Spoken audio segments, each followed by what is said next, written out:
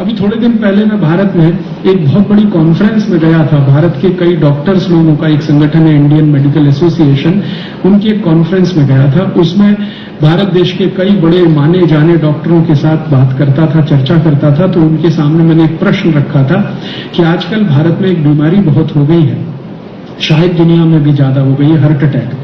बहुत ज्यादा हृदय घात हो रहे हैं और कम उम्र में हृदय घात हो रहे हैं। 35-40 साल की उम्र में भी लोगों को हार्ट अटैक हो रहे हैं। उसका समाधान के रूप में भारत में जो होता है वो क्या होता है? एक सबसे पहला स्टेप है हार्ट अटैक के समाधान में, वो है एंजियोप्लास्टी। एंजियोप्लास्टी में एक छोटा सा स्प्रिंग है जो स्टंट के नाम पर डाला जाता है। आपकी जो आर्टरीज हैं, जहां पे कुछ थोड़ा बहुत ब्लॉकेज है, तो उन आर्टरीज को थोड़ा एक्सपेंड करने के लिए, उसमें जगह ज्यादा बनाने के लिए एक स्प्रिंग डालते हैं। वो स्प्रिंग वैसा ही होता है जैसे बॉल पेन में आपने देखा होगा। वो स्प्रिंग बनाने का खर्चा मात्र 3-3.25 रुपए आता है और भारत में वो 35,000 से लेकर 1 लाख रुपए के बीच में बेचा जाता है। मैंने इस विषय पर बहुत सारे सर्जन्स लोग जो रोज एंजियोप्लास्टी के 4-5 ऑपरेशन करते हैं उनके साथ बात किया कि ये जो स्प्रिंग आप डालते हैं इसकी कॉस्ट ऑफ प्रोडक्शन 3 रुपए, 3.25 रुपए। हाँ, बिल्कुल सही है, इतनी ही है। फिर ये 35,000 से लेके 1 लाख रुपए में डाली जाती है। आपको लगता नहीं कि भारत की लूट हो रही है? तो कहते हैं हाँ, लगता है लूट हो रही है। तो इस लूट को रोकने के लिए कोई प्रयास नहीं किया जाना चाहिए?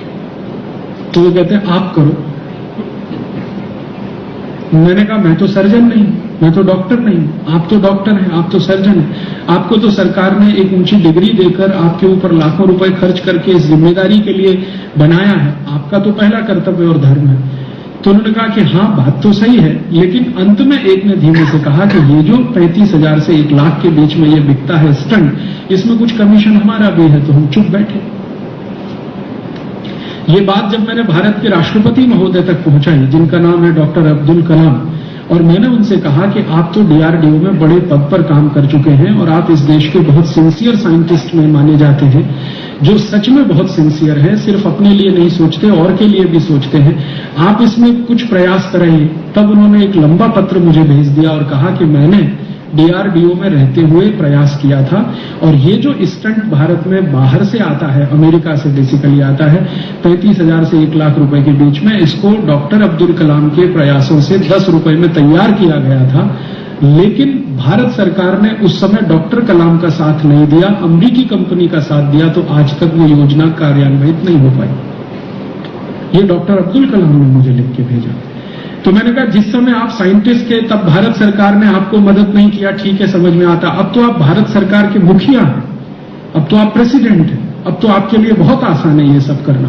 तो उन्होंने कहा अब और मुश्किल है। पहले ज्यादा आसान था, अब और मुश्किल है। अब क्या है? अब मैं प्रोटोकॉल से इतना घिरा हुआ हूं चारों तरफ से कि अब तो मेरी जिंदगी की सारी आजादी खत्म हो गई। और उन्होंने दुख से कहा कि अगर मेरी बहन राष्ट्रपति भवन में मुझे राखी बांधने के लिए आए तो उसके लिए होम सेक्रेटरी से परमिशन लेना पड़ता है, होम मिनिस्ट्री से परमिशन लेना पड़ता है। अगर होम मिनिस्ट्री को मेरी बहन पर डाउट हो जाए तो वो परमिशन भी नहीं देता है और वो बिना राखी बांधे चली जाती है।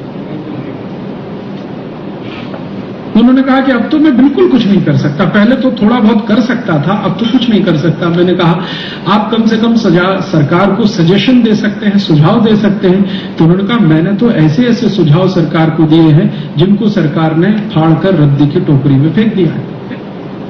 आप जानते हैं डॉक्टर अब्दुल कलाम ने एक बहुत सीरियस सजेशन दिया था कि भारत की राजनीतिक पार्टियों के ऊपर इस बात की पाबंदी होनी चाहिए कि वो क्रिमिनल्स को टिकट ना दें।